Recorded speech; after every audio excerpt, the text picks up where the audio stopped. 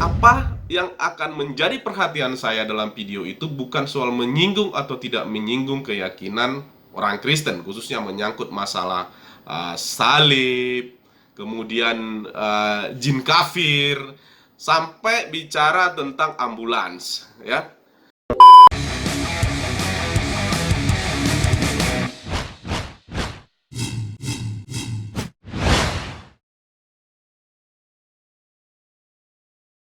Halo teman-teman semua, kita ketemu kembali di channel Satrio Bushido Library. Memang saya sudah lama tidak upload dan setelah pemilu saya memang berpikir untuk tidak mengupload hal-hal yang berkaitan dengan politik, ya. Saya berpikir beberapa lama ini apakah saya akan merespon hal-hal yang berkaitan dengan politik, isu-isu sensitif, atau isu-isu yang lain yang bisa menyebabkan pro dan kontra atau bisa membuat segala sesuatu itu menjadi rumit akhirnya. Itu tadinya saya berpikir untuk mengalihkan konten ini ke hal-hal yang jauh dari konteks itu, ya. Tapi kali ini saya mau berbicara kepada teman-teman karena saya tahu subscriber Satrio Bushido Library itu ada tanggung jawab kita di sana untuk memberikan berita atau informasi yang berimbang baik terhadap situasi yang terjadi sekarang maupun terhadap isu-isu yang berkembang. Saya sadari di channel Satrio Bushido Library pasti beragam orang atau beragam latar belakang, baik itu jenis kelamin dan khususnya latar belakang keagamaan atau keyakinan, ya. Nah, akhir-akhir ini ada video lama dari seorang ustadz yang sangat populer atau katakanlah yang sangat banyak pengikut. Saya sendiri juga sering menonton beberapa ceramah-ceramah dari pemuka agama ini. Saya menikmati ada beberapa hal, termasuk cara penyampaiannya, kemudian diksi-diksi yang dipilih, terus penjelasannya tentang perilaku sebagai orang beriman dengan bahasa-bahasa yang sangat mudah dicerna, tidak hanya untuk agama tertentu, tetapi menurut saya terhadap semua orang akan mudah memahami itu. Nah, tetapi belakangan ada berita yang menjadi sesuatu yang heboh, ya. Pasca pemilu itu menjadi satu berita yang begitu liar berkembang, di mana penilaian atau materi ceramah yang disampaikan seorang Ustadz Abdul Somad itu dinilai oleh orang lain menyinggung keyakinan agama orang lain juga, agama tertentu juga. Soal itu benar atau tidak, atau menyinggung atau tidak, ya kita dalam video ini bukan dalam konteks itu. Tetapi yang menjadi sorotan saya, benar bahwasanya saya adalah seorang Kristen dan saya mengikuti kebaktian setiap minggu sebisa saya di gereja HKBP. Dan di konteks yang saya sampaikan di sini adalah bahwa apa yang akan menjadi perhatian saya dalam video itu bukan soal menyinggung atau tidak menyinggung keyakinan orang Kristen, khususnya menyangkut masalah salib, kemudian jin kafir, sampai bicara tentang ambulans, ya. Nah, jadi begini, ya. Saya mau menyoroti tentang hal yang berbeda. Mungkin di beberapa channel respon terhadap video ini mungkin sudah disampaikan oleh baik orang yang berlatar belakang pendidikan teologis atau berlatar belakang pendidikan keagamaan atau yang lain-lain, ya, ataupun public opinion, ya. Mungkin sudah banyak memberikan respon terhadap isi ceramah yang disampaikan atau pemilihan diksi atau pemilihan contoh-contoh yang disampaikan pada saat ceramah itu. Tetapi yang saya ingin lihat adalah apakah kita akan tersinggung atau apakah kita akan marah, atau apa untungnya kalau marah dan apa untungnya kalau melaporkan hingga harus ini menjadi polemik dan harus berurusan dengan hukum. Nah, apa untungnya? Itu satu pertanyaan. Yang kedua, ternyata kenapa orang selalu tertawa? Kenapa orang selalu senang ketika mengolok atau mengejek keyakinan orang lain? Ada orang yang senang dengan itu, ya. Saya itu gambaran masyarakat kita, saya pikir yang menjadi aneh. Ketika menjelekkan orang lain dia merasa terhibur gitu loh. Nah, coba bayangin apabila seseorang misalkan mengejek saudaramu, apakah itu dari sisi fisik, atau dari sisi keyakinan, atau sisi berpakaian, kemudian kamu tertawa.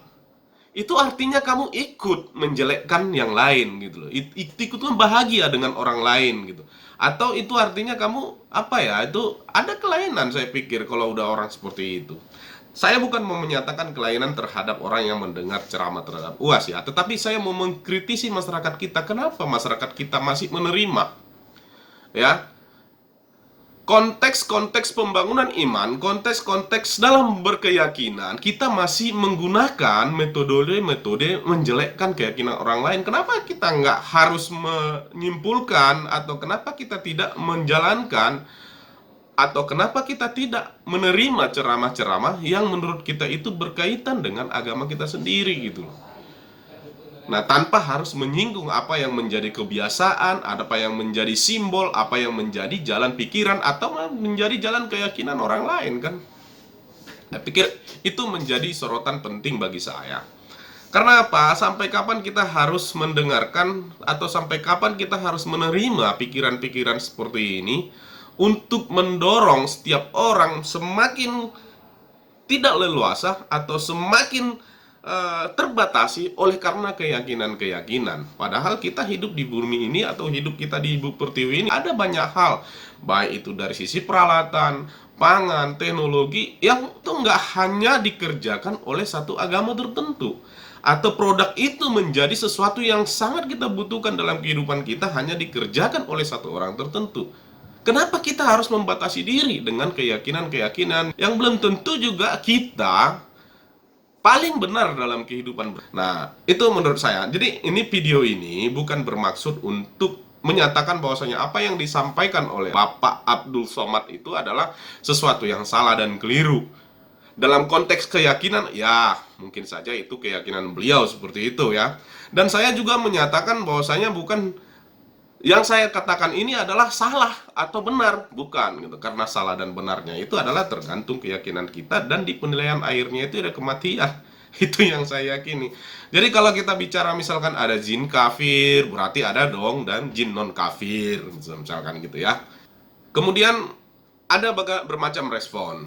Ada yang menyatakan sebagai orang Kristen kita harus selalu memaafkan, sebagai orang Kristen kita harus selalu mengampuni, sebagai orang beragama, atau sebagai, kalau kita masih menggunakan kata-kata sebagai orang Kristen, artinya kita tetap memposisikan diri sebagai orang yang hanya dengan agama kita lah ada pengampunan, hanya dengan agama kita lah yang ada memaafkan. Prinsipnya menurut saya itu aja, sebagai manusia ya saling memaafkan.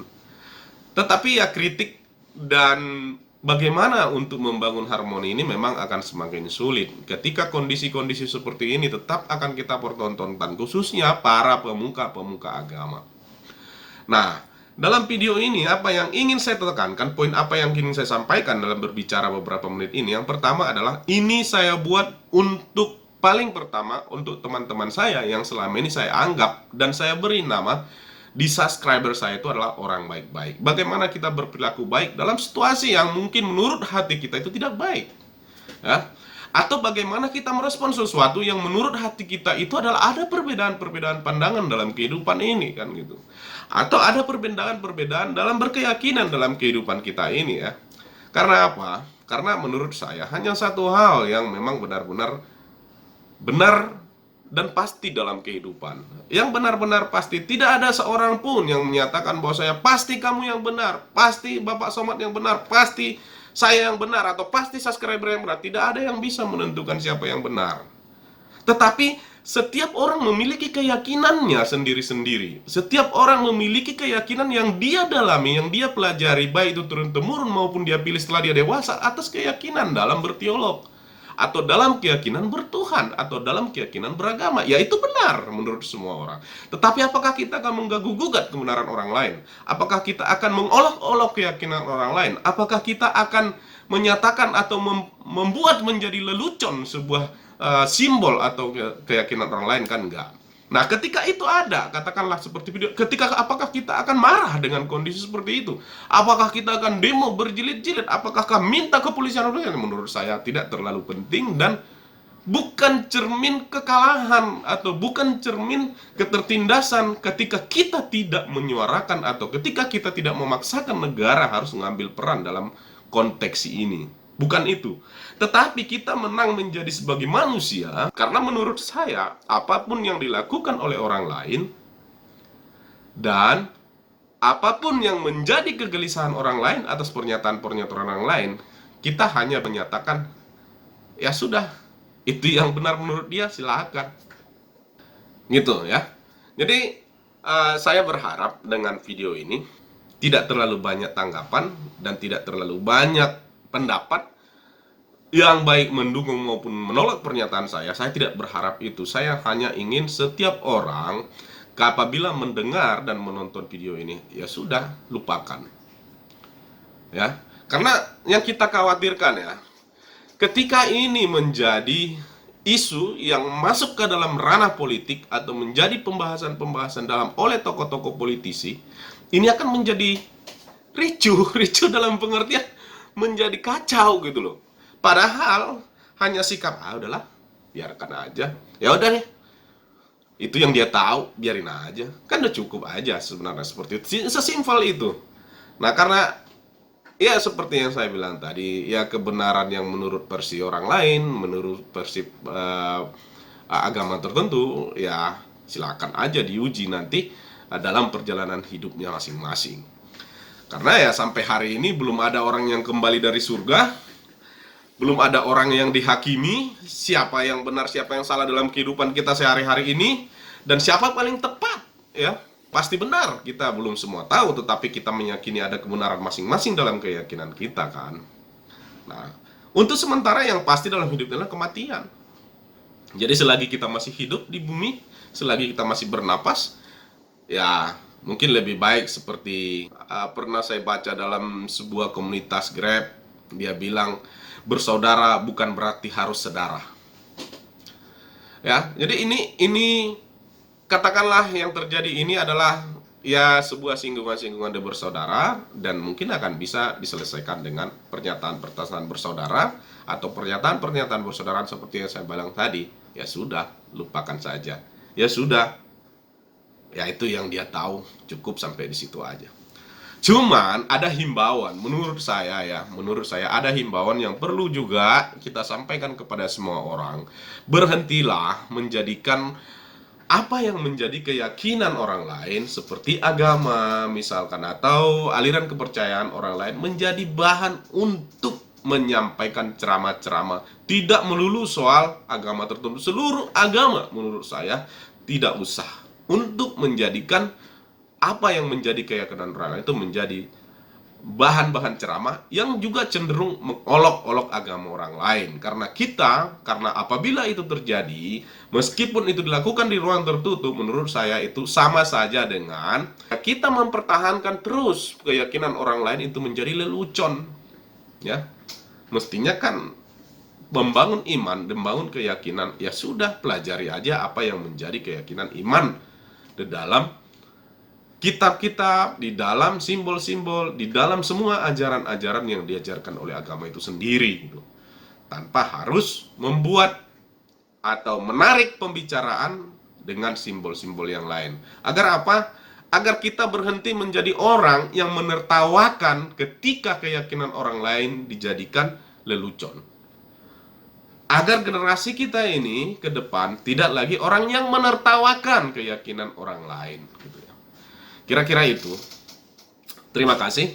Video ini sebagai pandangan pribadi saya, bukan mewakili agama tertentu, bukan mewakili organisasi Kristen tertentu, tetapi ini pandangan pribadi saya sebagai manusia yang hari ini memilih berkeyakinan dengan agama Kristen Protestan. Thank you guys. Terima kasih. Dan salam kebinekaan.